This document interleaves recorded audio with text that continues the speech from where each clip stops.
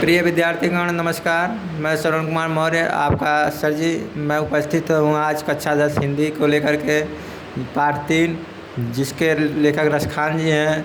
यह सवैया पद उनका लेकर के उपस्थित हूँ। आज इसे हम पढ़ेंगे और मनन करेंगे। तो मेरे प्यारे विद्यार्थी बिना देर किए चलते हैं, इसके पदों को पढ़ते हैं। मानुष हो तो वही रस खान, बसऊँ ब्रज गोकुल के गाँव मया ग्वारन। जो पशु हो तो कहाँ बस मेरऊँ, चरऊँ नित नंद की धेनु मझारन। पान हो तो वही गिरि को, जो धरियो कर छत्र पुरंदर धारन। जो खग हो तो बसेरो करऊँ, मिली कलिंद कूल कदम्ब की डारन।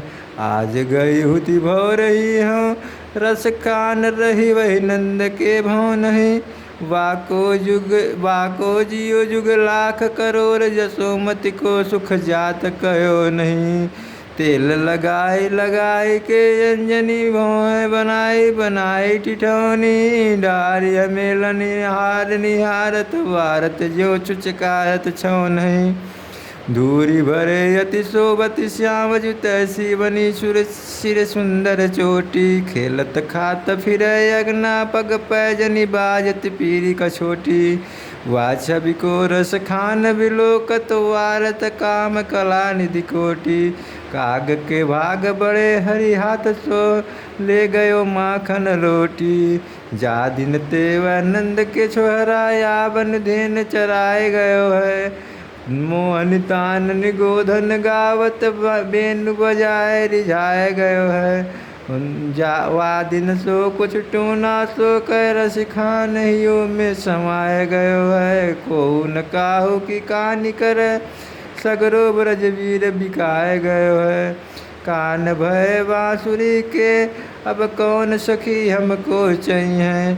निषधस रह लगी साथ संग, सौतनी तापन भला क्यों सही है। जिनी मोह लिए मन मोहन को, रस खानी सदा हमको दई। मिलियाओ सखी सब भाग चले, अब तो व्रज में बांसुरी ही रही है। मोर पखा सिर ऊपर रखियों, गुंज की माल गरे पहिरूंगी। ओढ़ पीतम्बर लैल कुटी, बन गोधन गावन ग्वारन संग फिरूंगी। भाव तो वही मेरो रस खानी, सो तेरे कहे सब स्वांग करूँगी। या मुरलीधर की या मुरलीधर की, अधराधरी ने अधराधरी अधरान धरूँगी। या मुरलीधर की, अधराधरी ने अधरा धरूँगी। या मुरलीधर की। मेरे प्यारे विद्यार्थी चलते हैं, बिना देर किए इसके अर्थों को समझते हैं। मानुष हो तो वही रस खान, बसऊँ ब्रज गोकुल के ग्वारन। मेरे प्यारे विद्यार्थी देखिए यहाँ रसखान जी कह रहे हैं, यदि मैं मनुष्य का जन्म दोबारा पाऊँ तो मैं बसना चाहूँगा। कहाँ बसना चाहूँगा? ब्रज गोकुल के गांव के ग्वारन। मैं ब्रजवासियों में गोकुल के गांव के बीच में रहना चाहूँगा। जो पशु हो तो कहाँ बस मेरा। यदि मैं पशु हो गया तो मेरा इसमें कहाँ बस है। मैं लेकिन फिर भी मैं चाहूँगा क्या, चरऊँ नित नंद की धेनु मझारन। चरऊँ माने चरऊँ, नित माने रोजाना, नंद की धेनु नंद बाबा की गायों, धेनु माने गाय होता है। नंद बाबा की गायों के मझारन माने बीच में, नंद बाबा की गायों के बीच में चलना चाहूँगा। यदि जब मैं पक्षी बन जाऊँ तो मैं पशु हो जाऊँ तो मेरा बस कहाँ चलेगा। तो मैं क्या करूँ, चरऊँ रोजाना नित नंद की धेनु मझारन। मैं चाहूँगा कि मैं रोजाना नंद बाबा की गायों के बीच में चरूँ। पान हो तो वही गिरि को, जो धरियो कर छत्र पुरंदर धारन। जो खग हो तो बसेरो करऊँ, मिली कलिंद कूल कदम्ब की डारन। पान हो तो वही गिरि को, अर्थात यदि मैं पत्थर हो जाऊँ तो उस गिरि को बनूँ, उस पर्वत का पत्थर बनूँ। जो धरियो कर छत्र पुरंदर धारन, जिसको धरियो कर मतलब धारण कर। कौन अपने हाथों में, कर माने हाथों में, कौन छत्र पुरंदर धारण, छत्र की भात अपने हाथों में धारण किया था। अर्थात श्री कृष्ण जिस जिस पर्वत को श्री कृष्ण ने अपने हाथों में छत्र की भांति धारण किया था, मैं पत्थर बनूं तो उसी पर्वत का बनूं। हे भगवान, मुझे यदि पत्थर बनाना तो उसी पर्वत का बना देना जिसे श्री कृष्ण ने अपने हाथों में छत्र की भांति धारण किया था। ब्रजवासियों को जब इंद्र ने क्या किया, जो उन्हें डुबाना चाहा अत्यधिक वर्षा करके, तो श्री कृष्ण ने क्या किया, गिरिराज पर्वत को उन्होंने उठा लिया और जिसके नीचे पूरे ब्रजवासी आ गए और पूरे ब्रजवासी इंद्र की वर्षा से बच गए और ब्रज डूबा भी नहीं। इसलिए कह रहे हैं, पाहन हो तो वही गिरि को, यदि मैं पत्थर बनूं तो उस पर्वत का बनूं जिसे धैर्यो कर छत पुरंदर धारण, जिसे पुरंदर का मतलब यहाँ अर्थात श्री कृष्ण होता है, पुरंदर का मतलब है ये श्री कृष्ण है। तो श्री कृष्ण ने जिसे छत्र की भांति अपने हाथों में कर माने हाथ में धारण किया था, उस पाहन का मैं पत्थर बनूँ, उस पाहन में बनूँ, उस पर्वत का मैं पाहन बनूँ, पत्थर बनूँ।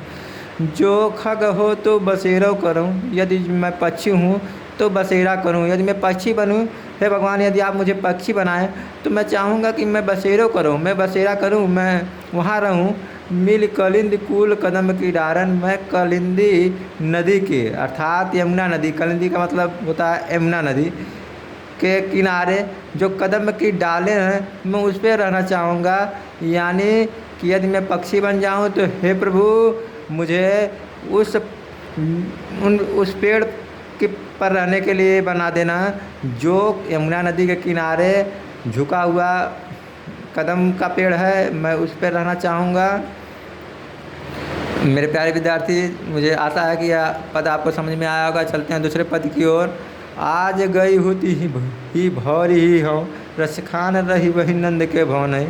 रसखान जी कहते हैं कि आज गई होती भौरी ही हो, आज मैं सवेरे सवेरे गया था भौरे ही हूँ, भौरे में ही सवेरे सवेरे गया था। कहाँ? रही वही नंद के भवन ही, नंद बाबा के भवन गया हुआ था। तो मैंने क्या देखा, वाको जुग जियो लाख करोड़, उनके पुत्र जिए लाख करोड़। किनके पुत्र? यशोदा माता के पुत्र अर्थात बाबा नंद बाबा के पुत्र श्री कृष्ण। जुग जियो लाख करोड़, जुग माने युग, लाखों करोड़ों युगों तक जिए। कहाँ है जिए? जसोमत को सुख जात कहो नहीं, यशोदा माता का वह सुख देख करके मुझे आनंद हुआ जिसको कहा नहीं जा सकता है, इसलिए वे लाखों करोड़ों वर्ष तक जिए। तेल लगाई के अंजन, उन्होंने अपने पुत्र को क्या किया, मालिश कर रहे थे अपने पुत्र को, और मालिश करके तेल लगा करके अंजन लगा रहे थे, काजल लगा रहे थे और भौएँ बनाई, उनकी भौएँ बना करके बनाए डिठौनी। उन्हें नज़र से बचाने के लिए एक डिठौनी काला टीका किनारे पर लगा दिए हैं, गाल के किनारे पर काला टीका लगा दिए हैं जिससे उन्हें नज़र न लगे, और जो डिठौनी बना दी हैं। डार हमेलन हार निहारत, वारत ज्यों चुचकारत छो नहीं। मेरे प्यारे विद्यार्थी ध्यान देते हैं, डार हमेलन हार निहारत वारत ज्यों चुचकारत छो नहीं। और उनके गले में अपने हाथों का हार डाल करके उन्हें पुचकारती हैं और उन्हें प्रेम करती हैं माता यशोदा। इसलिए नंद बाबा, इसलिए यहाँ रसखान कह रहे हैं कि मुझे वह सुख कहा नहीं जा रहा है। जब मैं नंद बाबा के भवन गया था सुबह, तो मुझे वह सुख कहा नहीं जा रहा है। इसलिए उनके पुत्र वाको जियो जुग लाख करोड़, वे लाखों करोड़ों वर्ष तक जिए। धूरी भरे अति शोभित श्याम जु, तैसी बनी सिर सुंदर चोटी, खेलत खात फिरे अगना पग पैजनी बाजत पीर। धूल भरे अति शोभित श्यामज, धूल से भरे श्री कृष्ण, धूल भरे अति शोभित श्यामज। श्यामज माने शिशु रूपी बच्चे, अर्थात श्री कृष्ण अभी छोटे शिशु हैं, वे धूल से भरे हुए इस प्रकार सुशोभित हो रहे हैं। धूल से भरे हुए बहुत सुशोभित हो रहे हैं, अति सुशोभित, अत्यधिक सुशोभित हो रहे हैं। तैसी बनी सिर सुंदर चोटी, और उनके सिर पर इस प्रकार सुंदर चोटी बनी सुशोभित हो रही है कि जैसे मानो कि वे कोई वृक्ष सुशोभित हो रहा है।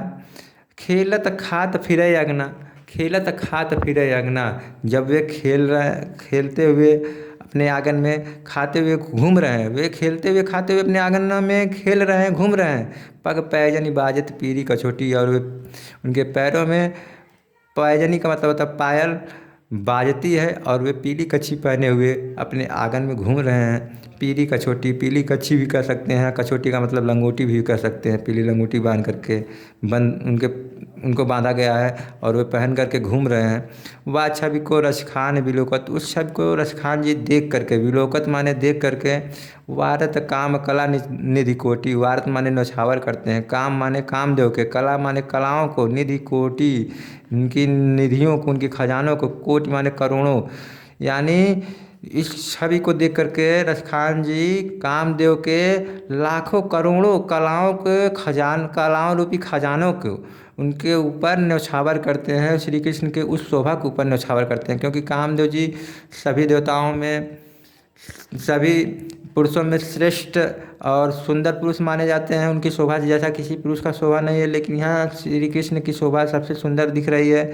इसलिए उनके कामदेव जी के करोड़ों शोभा रूपी खजाने को रसखान जी उनके ऊपर न्यौछावर करते हैं। वार माने न्यौछावर करना, वार देना। तो मेरे प्यारे विद्यार्थी, यहाँ कामदेव जी, इसलिए कामदेव जी के सभी कलाओं को, करोड़ों कलाओं को रसखान जी उनके ऊपर न्यौछावर कर दे रहे हैं। और श्री कृष्ण की ऐसी सुंदर शोभा को देख करके वो काग के भाग बड़े सजनी हरि हाथ सो ले गयो माखन रोटी। काग के भाग बड़े, कौआ के वो जो काग था, कावा था, उसके बहुत बड़े भाग्य थे, बहुत बड़े भाग्य हैं कि श्री कृष्ण जब खेलते हुए हाथों में रोटी लेकर खा रहे थे, तो एक कौवे ने क्या किया, और रोटी हाथ से छीन लिया और लेकर के उड़ गया। तो इसलिए यहाँ कहा गया काग के भाग बड़े हरि हाथ सो ले गो सजनी हरि हाथ सो ले गो माखन रोटी। भगवान के हाथ से मक्खन रोटी को छीन कर उठा ले गया। और उस कौवे का बहुत बड़ा भाग है, क्योंकि वह मक्खन रोटी भगवान के हाथ से ले गया, इसलिए वह प्रसाद के रूप में वो मक्खन रोटी उसको मिल गया। भगवान के हाथ से प्रसाद पाना बड़ी बात होती है ना मेरे प्यारे विद्यार्थी, इसलिए वह बड़ी बात यहाँ लिखा गया है। जा दिन तेव नंद को छोरा या वन धेनु चराए गयो है। जिस दिन से वह नंद बाबा का छोरा, छोरा माने लड़का, या वन धेनु चराए गयो, इस वन में अपनी गायों को चरा कर गया। अर्थात श्री कृष्ण जिस दिन से,